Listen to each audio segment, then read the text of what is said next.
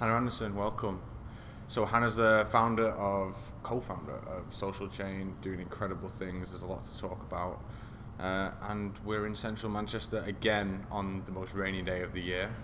I don't know why, but every video, we've only just been ventured into the video format. And we're trying to showcase Manchester a little bit, sort of, but mainly because of me, I just love it.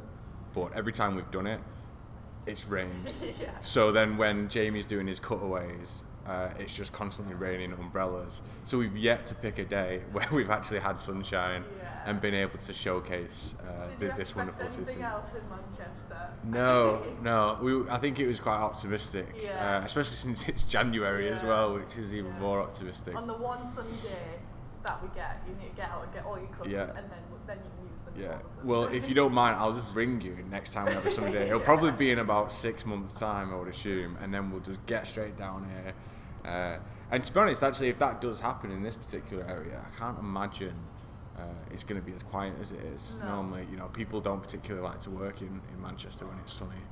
You probably have that problem with the staff, or are you joining them? Yeah, I'm joining them. Yeah. If it's a sunny day, everyone's out working in beer gardens. 100%.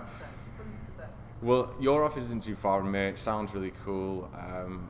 It's where you're up to now. Just the company's just acquiring companies left, right, and centre. Lots of e-commerce. They have the agency side. I think a lot of people are probably quite familiar, especially in this part of the country, with Social Chain now. It's been shown incredible growth. It's a fascinating business model, so we're definitely going to go and talk about it.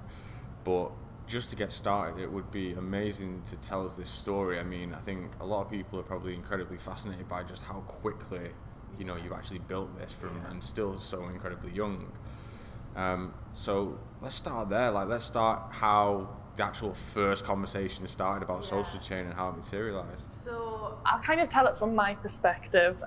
So I'd always wanted to be a primary school teacher, since the age of 5 years old. That was my path. Right. That was what I wanted to do. That was what my parents understood that I was going to do. And I went to university. I started in 2011 at university to train to be a primary school teacher at Northumbria University in Newcastle. And whilst I was there training, that was kind of when social media was really becoming a thing. Obviously we'd had things like MySpace and Facebook before that, but social media wasn't, it was just a place where you went to tell people what you were doing that day. It wasn't really anything massive.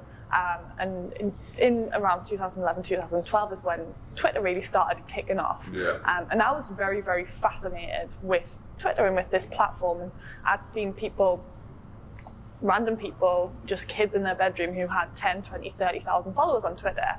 Yeah. And that really, really fascinated me. How can these normal people grow so much of a following? And I kind of set out on a journey to see what I could do. Could I become that? Could I get 10,000 followers? Could I get 20,000 followers? Yeah. And I just started playing around on Twitter, and I would post relatable things. I started even posting about One Direction because I knew a lot of One Direction fans were on Twitter, and if I was to post about One Direction, then I would get followers. And over the space of maybe a year or so, I grew, I think, to maybe about 30, 40,000 followers on my personal Twitter account. And I then realised that, people don't really care about me. I'd grown that 40,000 followers by hacking it, essentially, by, being in groups of people who had similar amount of followers, and we'd share on each other's pages and things like that. And people didn't really care about me. They just kind of cared about what I was posting about. So what I'd worked out was, if I was to post on kind of specific channels around specific passion points, then I would likely grow a bigger following. So I looked at what I was passionate about, and I was passionate about Harry Potter. I was passionate about the game The Sims, which was my favourite game at the time. And I was trained to be a teacher. I was passionate about primary school, and I would go into school every day and see things happen in primary school that I'd seen when I was in primary school. And so I created three separate Twitter accounts. I created Hogwarts Logic, which was a Harry Potter Twitter account, and I started posting Harry Potter puns, jokes, and that one blew up to about 100,000 followers in the space of a couple of weeks. Wow. Same with The Sims one. I was posting about funny things that happen in the game The Sims. It's essentially a life simulation, so the logic in it is quite weird. You get pregnant and you have your child within 3 days, so that's funny in itself. Yeah. So I was posting about that, and again that blew up. And then I created Primary School Problems, which was a Twitter all about memories from primary school. So things like if you'd broke your arm, the teacher would just say, "I'll just put a wet paper towel on it," or the story the teacher would always say about the one kid who swung too far back on his chair, cracked his head open and died. And thousands and thousands and thousands of people were retweeting this, and Primary School Problems actually was the fastest growing account I ever made. It was in BuzzFeed, there was articles being written about it, YouTubers were retweeting it, and then these big names were all kind of buzzing around this page. Right. And I'd never really thought anything of these. It was just a passion of mine, just a hobby. But I understood that, having hundreds of thousands, if not millions of people following you and kind of listening and engaging with what you're saying is quite powerful. And I was in my third and final year of university when I received a direct message from Dom, who's one of my co-founders. And he said, "Hey, I love the pages that you've got. Do you want to make some money?" And me being a student at the time, living with my dad. Yes, please. Yeah. What have you got? Yeah. Steve and Dom actually at the time offered me £1,500 for all of my pages, and I genuinely considered that because, like I said, I was a poor student, not making any money, living with my dad, and I'd never ever seen that kind of money in my life before. Come from a very working class background, and I genuinely considered it, but I knew there was more value in what I had than £1,500. I said, can we work together instead? They said yes. We met up in Manchester in the February of 2014, so almost 6 years ago now. Yeah. And that's kind of where Social Chain started. So those guys had the idea for Social Chain. They just left their old company, which Steve had founded, which was called Warpark, which was like an online student notice board, and they'd been doing the similar thing to me, building pages online. Yeah. And then they were using their pages to drive traffic to Warpark, which was their website. Yeah. And what they realised is, why are we driving traffic to the website where there's adverts? Why can't we cut out the middleman and put adverts on the social media pages? And that was like the original idea for Social Chain. Right. And we came together, and initially all we wanted to do was just build as many followers as possible. So that's what we set out to do. They asked me to drop out of uni at the time, but I was halfway through my third and final year, so I didn't. So technically a qualified teacher. Well done. And we just built and built and built, and we'd have little campaigns every now and again where we'd drive traffic to a website, or we'd post about a Haribo or whatever it might be. And that's kind of just what we did. We just grew and grew and grew. And our first ever office was in London, where we took initial investment so we could kind of hire more people, and so it could become a real thing. And we had a shared co-working space in one of our clients' offices, which was an app called Fling that we used to promote. And that's kind of where it all began. Very strange looking back at that time now, because it was just mental. And I remember my parents being like, "Are you sure this is like legitimate? Are you sure this makes sense?" And they said that from the very first day that I said, "I'm going to Manchester to meet two strange boys off the internet." They're like, are you sure that this is a good idea? I was 20, 21 at the time. And going down on a train to meet two strangers off the internet is like big red flag. Don't do that. That are offering you money. Don't do that. But luckily didn't get killed, and this kind of came of it instead. But the early days looking back is crazy. So we'd all go down every week to London. I'd go from the northeast.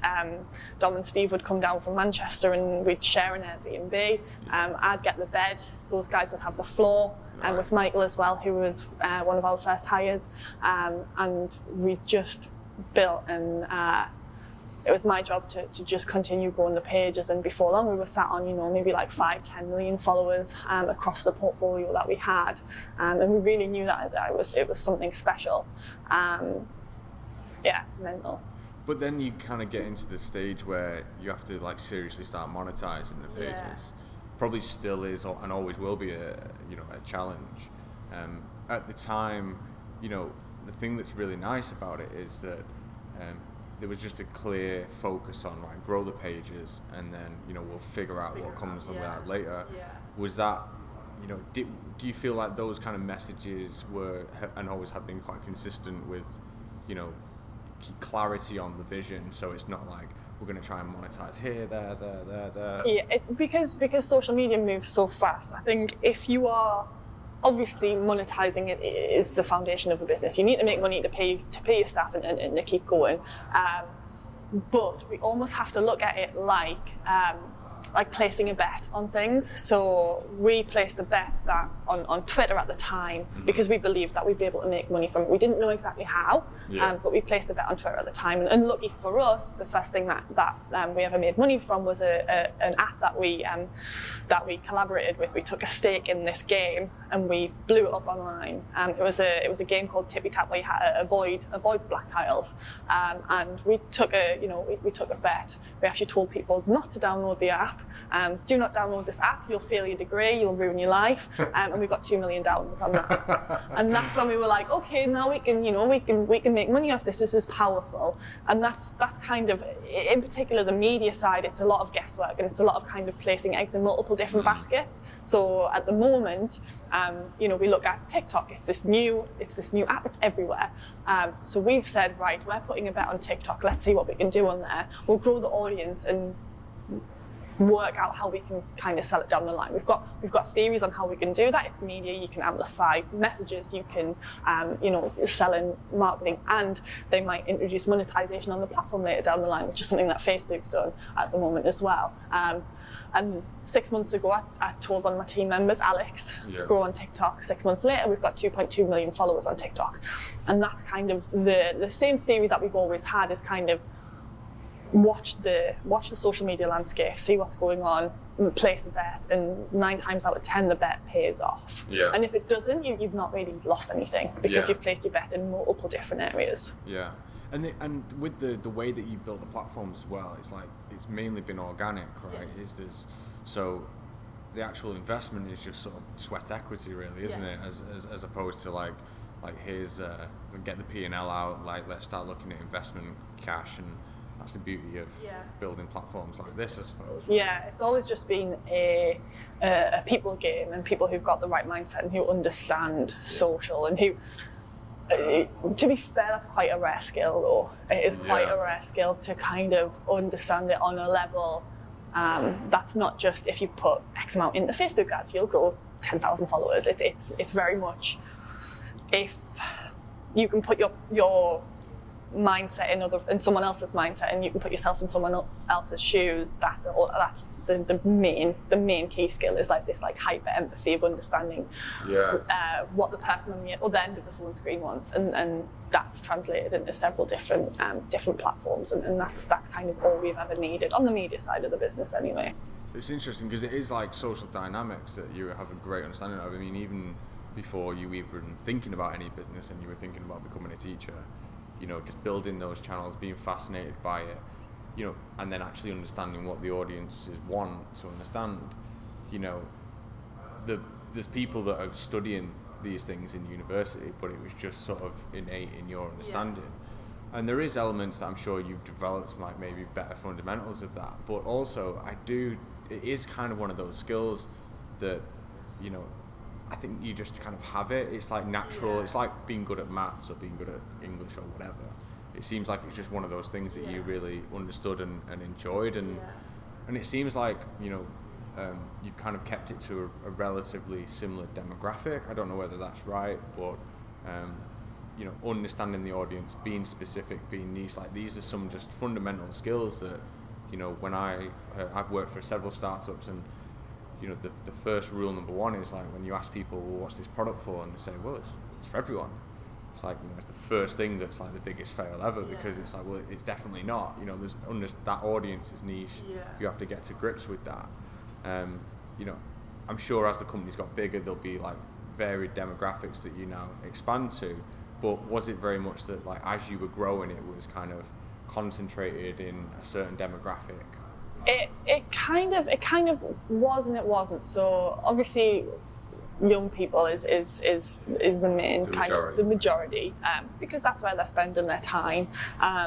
But we've always just kind of grown in what people have passions for. So you know, it's, for example, our gaming community was started by someone who just loves gaming, and luckily enough for us, gaming is like one of the most lucrative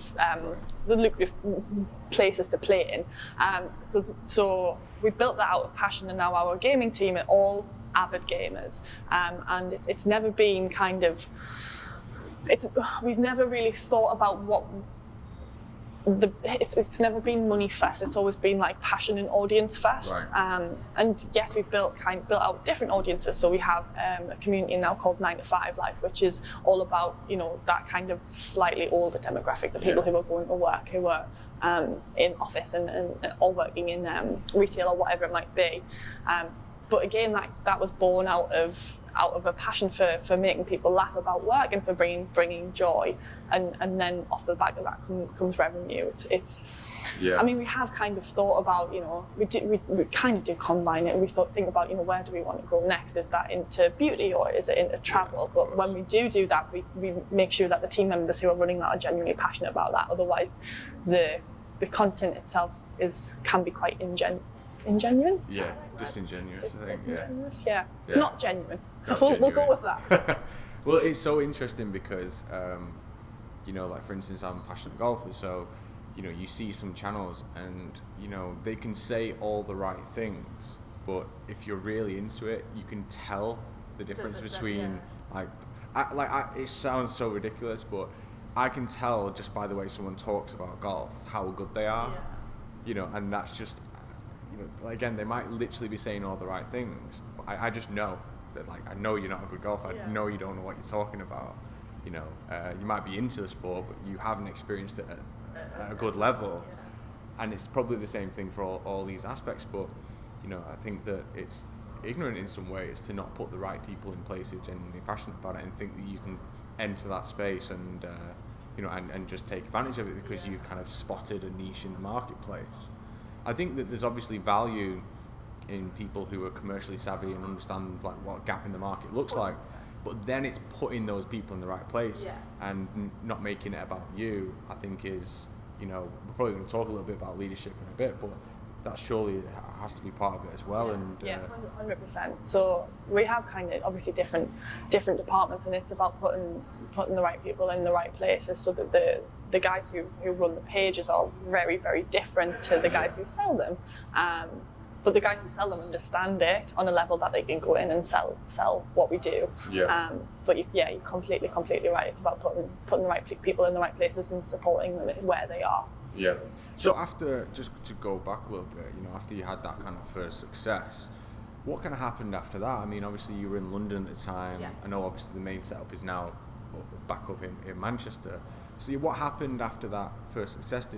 Did it feel like everything kind of fell into place, snowball?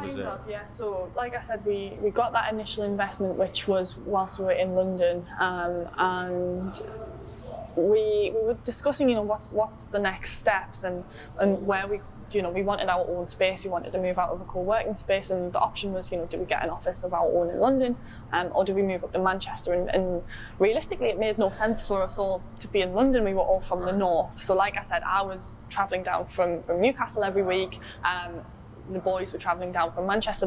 They lived here, and we all just love the north. We're all, you know, from up here realistically. Steve's technically not, but he'd lived here for a long time.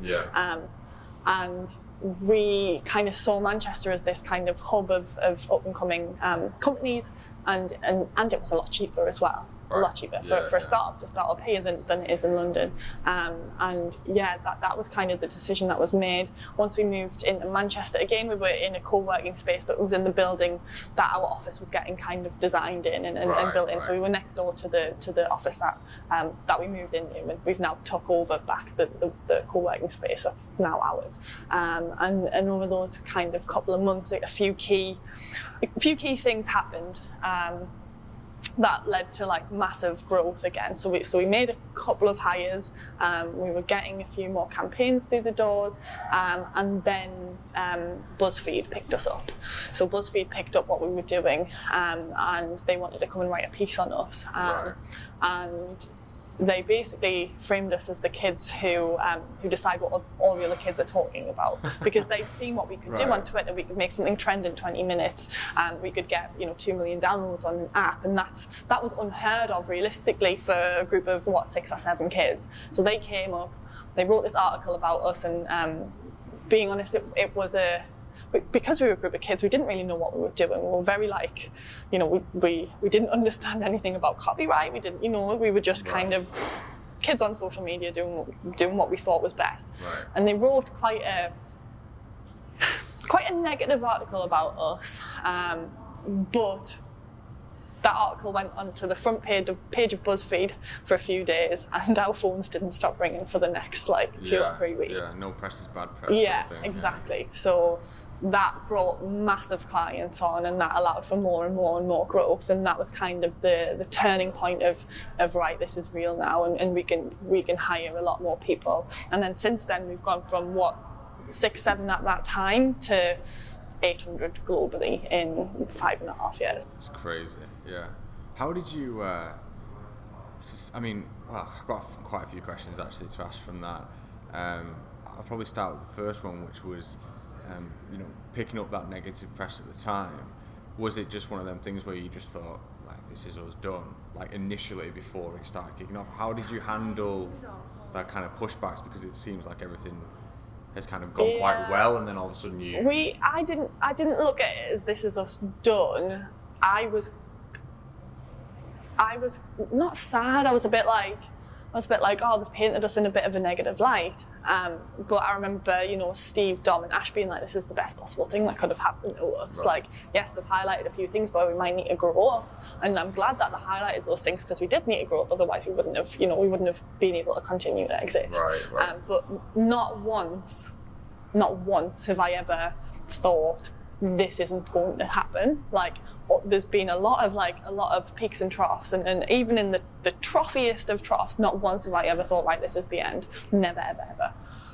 Always been very positive. Yeah, 100%. Yeah, it's interesting, and maybe there's I don't want this to come across like really condescending, but like maybe there was that naivety at that point was your advantage in the fact that, like, we hadn't actually been through anything particularly bad, and it's like, well, of course it's going to work out.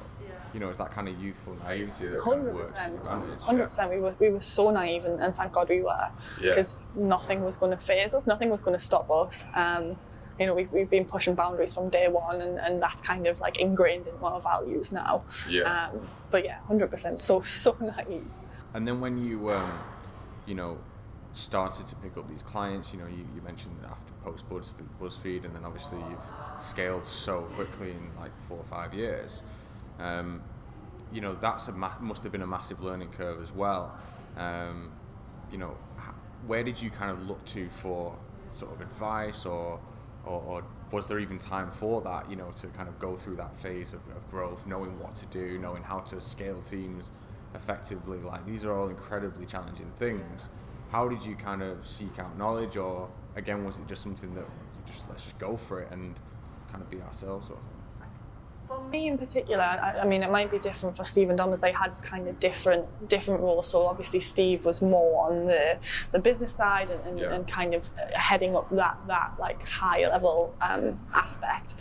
For me, it was mainly like people management, hiring, and essentially all I've done is like learn from my mistakes, and kind of just like, not fake it till you make it, but like things like people management, things like leadership. I can remember, you know, starting out, I'd never managed anyone. I'd never, you know, bar being in the classroom, I'd never really never had people to like look after in that sense. And I remember one of the first meetings that I had with someone who I was managing at the time, I was petrified. I was so scared to go in, and all it was to say was like, you've been coming in like really late. Everyone else gets in at 9:30. You know, you need to aim to be in by then. I remember being so scared to go into that meeting, and then I did it. And after that meeting, the next time I had to do something like that, I was a lot better at it. And that's all that I've really done throughout the years. And yes, I've had many different people who I've been able to learn from, and who I've stuck out to learn from. But it's just kind of been a big process of trial and error. Yeah. And then I think a lot of it is kind of like innate. You know, again, like innately understanding people and understanding how they work. And I think that's like why I'm more on the people side of the business, and just kind of, looking after people, making sure that they know what they're doing, making sure they know what to be aiming for and what to be working on. That's something that I've developed over time. But you must be really good. I mean, probably underselling yourself there, because from my perspective, you know, you look at the sort of change management principles, people, process and technology, like the people side is always the hardest bit by far. Like everyone, I think, assumes that innovation is synonymous with technology these days, but in my opinion, it really isn't. I think innovation comes from how you deal with people, how you manage them, how you encourage them, how you scale them. Because, you know, name a technology, AI, you know, nuclear, any of that, they've been around for 50, 60 years, you know, but we still have only just, for elements of them, found practical ways to implement them. That's because people have to change their attitudes towards things, and we are hard work, you know, me in particular, of course, but they are. So I think you probably don't give yourself enough credit, because the size of that job to like take care of the people and the hiring. I mean, we know we're in recruitment, you know, how incredibly challenging that is. But you clearly had like natural instincts for that, and I think it's quite consistent with actually how you started in the first place. Is, you know, you actually had to understand people to make those pages popular. So it seems like that's been a talent of yours right through. Yeah, I think it is. I think it does come quite naturally to me, and instilling that in the people is what's kind of led to us being where we are. And it is, people are the fundamental part of everything we do. You look at the definition of a company in the dictionary, and it's a group of people. Right. So that's what we put absolutely first, and it's why we do things like, you know, we have a director of happiness, we have a happiness team, we look after people's happiness, people's mental health, people's well-being. Like, people are the number one part of the business. It's not your tech, it's not, you know, it's not the hardware that you use, it's the people behind that, and the ideas that they have, and nurturing their ideas, and letting people try and fail. So awesome. So I think in line with leadership, there's a story floating about, and it's about, you know, should you call your boss?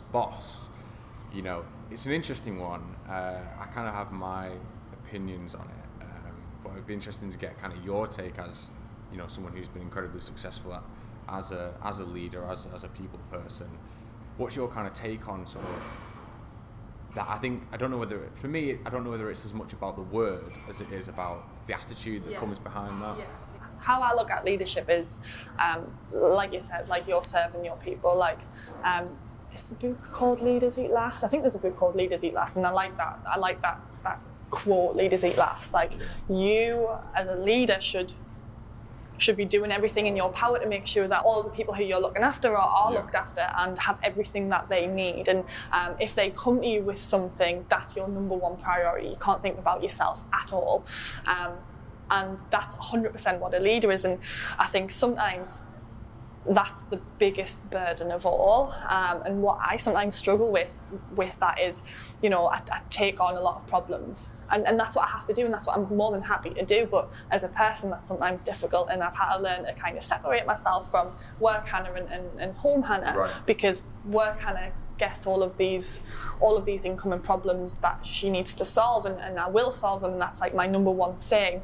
But then if I go home and I'm thinking, oh God, like I'm really worried about this person, or I hope this person's all right. I need to kind of separate that out. But I think that hopefully shows that like I'm a good leader because I genuinely give a crap. I wear my heart on my sleeve, and I think people who can't do that, again, it's all about this kind of hyper empathy thing that I think I maybe have a bit too much of. But I think you're right in that, you know, leaders are there to serve their people and to make sure that their teams are as happy and high functioning as possible. And I think that's when you gain your respect, when you're not just dictating and telling people what to do, you're actually taking on board what they need and what they want and how they can best develop.